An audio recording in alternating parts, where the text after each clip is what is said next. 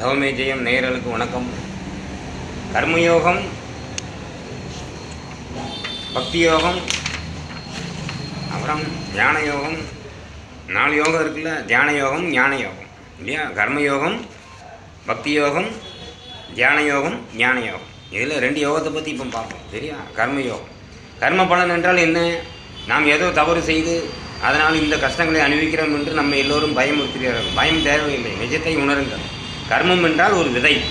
மாமர விதையை நட்டால் மாமரம் தான் முளைக்கும், அல்லது தென்னை மரம் முளைக்காது. பிறகு அந்த மாமரத்துக்கு என்ன விதியோ அது செயல்படுத்தும். மாமரத்திற்கு என்ன விதி?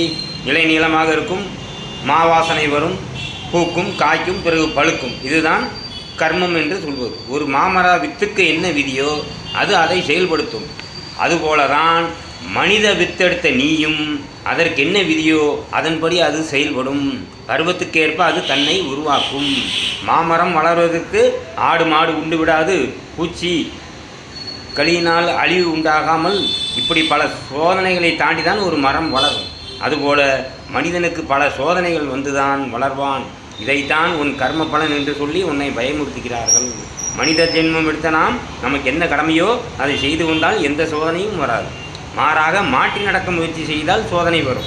மாமரம் தென்னையாக மாற முயற்சிக்கக்கூடாது.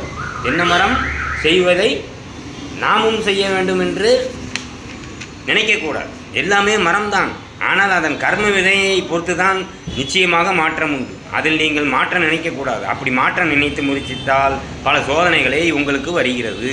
பிறகு கர்ம வினை என்று அதன் மேல் பழியை போடுகிறீர்கள். நாய் நாயாகத்தான் வளர வேண்டும், நரி நரியாகத்தான் வளர வேண்டும். நாய் நரியாக முடியாது, நரி நாயாக முடியாது. நரி நாயிடம் சேராது, நாய் நரியிடம் சேராது.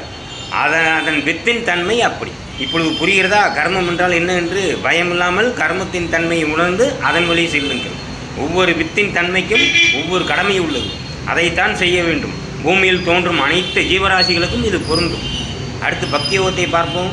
பக்தி யோகம் என்றால் என்ன? தாய் தந்தை உற்றார் உறவினர் மனைவி மக்கள் இவைகளெல்லாம் உன்னை கைவிட்ட நிலையில் அந்த பிரம்மத்தை உருவ நிலையில் அவன் கதைகளை கேட்டு கண்ணீர் விடுவதும், அவன் நாமம் கேட்ட மாத்திரத்தில் உடம்பில் புல்லரிப்பதும், அவன் வாழ்ந்த காலத்தில் நாம் இல்லாததை நினைத்து மனம் உருகுவதும் பக்தி யோகத்தின் ஒரு அங்கம். உலக சுகங்களுக்கு ஆட்படாமல், தன் சுகத்திற்கு ஆசைப்படாமல், அவனுக்கு தொண்டு செய்து மகிழ்ந்து, பூ கொடுத்து மகிழ்ந்து, அவனுக்கு அலங்காரம் செய்து பார்த்து மகிழ்ந்து, நிறைய போட்டோக்களை வரிசைப்பிடித்து அழகு பார்த்து மகிழ்ந்து பக்தியின் செயலாக இருக்கும். தான் வணங்கும் கடவுளையே சிறந்ததாக எண்ணி அதை மட்டும் வணங்கு உருகுவார். இப்படித்தான் சைவ வைணவ பேதம் வளர்ந்தது. நம்மை பெற்றது அன்னையா தந்தையா என்று எப்படி பிரித்து பார்க்க முடியும்? பிரிக்க முடியுமா? நம்ம பெற்றது தாய் தான், நம்ம பெற்றது தந்தை தானே, ஏதாவது பிரிக்க முடியுமா? பிரிக்க முடியாது. 2 பேரும் கலந்தால்தான் நாம் பிறந்தோம். அப்படியே சிவனும் விஷ்ணுவும் கலந்தே இந்த உலக பரிணாமம் பெறுகிறது என்று உணருங்கள். பேதம் வேண்டாம். அன்னை உன் தேகத்துக்கு வேண்டியதை கொடுக்கிறாள், தந்தை உன் அறிவுக்கு வேண்டியதை கொடுக்கிறார். அப்படியே சிவன் ஞானத்தையும் விஷ்ணு லோக சுகத்தையும் அருள் செய்வார்கள்.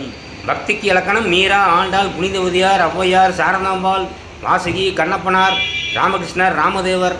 சிவன் ஆகாயமாகவும் விஷ்ணு மேகமாகவும் இருக்கிறார்கள். சிவன் ஆகாய தத்துவம், விஷ்ணு நீர் தத்துவம். அதனால தான் விஷ்ணுவை கடல் மேலாகவும் சிவனை மலை மேலாகவும் குறிப்பிட்டனர். எது பக்தி என்று பார்க்கையில் தன்னை அழகுபடுத்தி பார்க்காமல் அவனை அழகுபடுத்தி பார்ப்பதுதான். தன் தேவையை பூர்த்தி செய்யாமல் அவனுக்கு எது செய்ய வேண்டும் என்று எண்ணுவது, அவனிருக்கும் ஸ்தலம் சென்று பார்த்து ஆனந்திப்பது, விதவிதமாக உடை உடித்து பார்த்து மகிழ்வது, உண்ணும் உணவும் பருகும் நீரும் அவன் நாமம் கூறியே அர்ப்பணிப்பது, அவனை தவிர நம் மனதில் யாரையும் எதையும் சேர்க்காமலும் இருத்தல். இந்த நிலையே யோகமயமாகிவிடும். அதை தவிர வேறு எதையும் சிந்தனை செய்யாமல் இருந்தாலே மனம் யோகமாகி அவன் எதை நினைக்கிறானோ அதுவாக மாறிவிடுவான். இதையே வாழ்க்கை தத்துவத்திற்கு வைத்தார்கள். ஒரு நல்ல மனைவி தன் கணவன் சுகத்தை மட்டும் எண்ணி வாழ்வது, மற்றவையெல்லாம் 2ஆம் தன்மையாக கருதி வாழ்வது பக்தி வாழ்க்கையாகும். கணவனை அடிமை பிணத்தை நினைப்பதும் தன் அதிகாரத்தை ஆட்சி செலுத்த நினைப்பதும் செயல்பட்டால் வாழ்க்கை முழுமை பெறாது. புரிகிறதா? இதுதான் தத்துவம். இந்த தத்துவத்தை அறிந்து உணர்ந்து நடங்கள். வணக்கம், வாழ்த்துக்கள்.